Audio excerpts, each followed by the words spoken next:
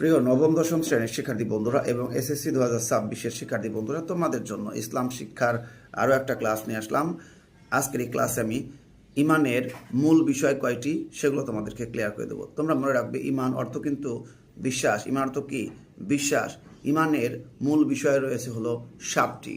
সেগুলো আমি তোমাদেরকে প্রথমে বলেছি। আল্লাহ তাআলার প্রতি বিশ্বাস, ফেরেশতাগণের প্রতি বিশ্বাস, আসমানি কিতাবসমূহের প্রতি বিশ্বাস, নবী রাসূলগণের প্রতি বিশ্বাস, আখিরাতে বিশ্বাস, তকদিরে বিশ্বাস, মৃত্যুর পর পুনরুত্থানে বিশ্বাস। আমি এই 7টা বিষয় তোমাদের ক্লিয়ার করে দিই। আল্লাহ তাআলার প্রতি বিশ্বাস। ইমানের সর্বপ্রথম ও সর্বপ্রধান বিষয় হলো আল্লাহ তাআলার প্রতি বিশ্বাস। আল্লাহ তাআলা এক ও অদ্বিতীয়। তিনি ব্যতীত কোনো ইলাহ বা মাবুদ নেই। তিনি সকল কিছুর সৃষ্টিকর্তা, পালনকর্তা ও রক্ষাকর্তা। তিনি সকল গুণের আধার। তার সত্তা ও গুণাবলী তুলনাহীন। সমস্ত প্রশংসা তার জন্য।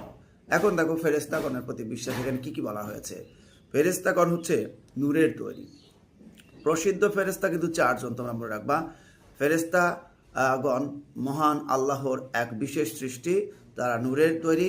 তারা সব সময় আল্লাহ তাআলার ইবাদত ও হুকুম পালনে ব্যস্ত থাকেন।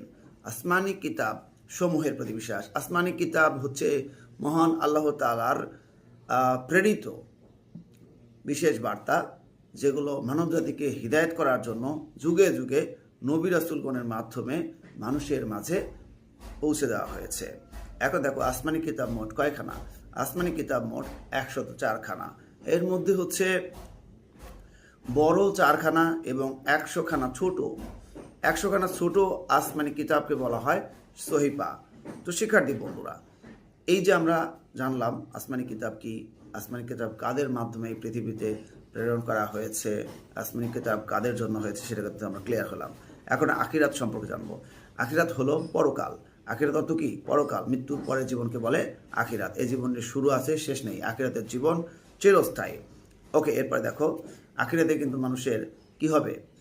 দেখো, মানুষের যে মৃত্যু যখন হবে, তারপরে কিন্তু শুরু হয় কবরের জীবন। সেখানে কিন্তু তারা দীর্ঘ সময় অবস্থান করবে। এক সময় একজন ফেরেশতার ডাকে বা সিংহায় ফুঁক দিবেন। তার পরবর্তী তারা উঠে দাঁড়াবে, হাসরের মাঠে যাবে, বিচার হবে, তারপরে জান্নাত জাহান্নাম। যাই হোক, তকদির শব্দের অর্থ হলো ভাগ্য, নিয়তি বা নির্ধারিত পরিমাণ। মহান আল্লাহ তাআলা মানুষের তকদিরের নিয়ন্ত্রক। সবর অর্থ কি? সবর অর্থ হচ্ছে ধৈর্য, আর শুকর অর্থ হলো কৃতজ্ঞতা। আমরা অবশ্যই সবর করব। এরপরে মৃত্যুর পর পুনরুত্থানে বিশ্বাস। পুনরুত্থান অর্থ হলো পুনরায় উঠা। মানব জীবন দুই ভাগে বিভক্ত, ইহকাল ও পরকাল। ইহকাল হলো দুনিয়ার জীবন, আর পরকাল হলো